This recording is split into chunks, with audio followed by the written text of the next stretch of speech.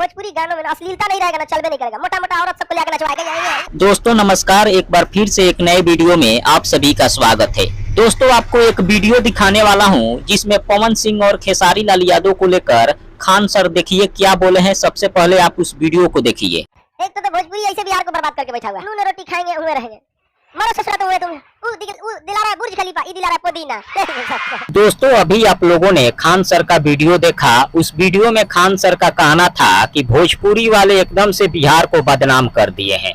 ऐसे ऐसे गाना बनाते हैं जो परिवार के साथ बैठकर आदमी सुन नहीं सकता है।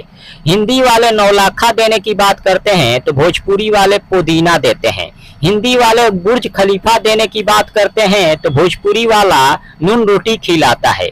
मतलब ऐसे ऐसे गाने भोजपुरी के जो बिहार को बर्बाद करके रख दिया है, खान सर का कहना था। और खान सर ज्यादातर पवन सिंह और खेसारी लाल यादव के गानों को लेकर ज्यादातर बातें बोले हैं।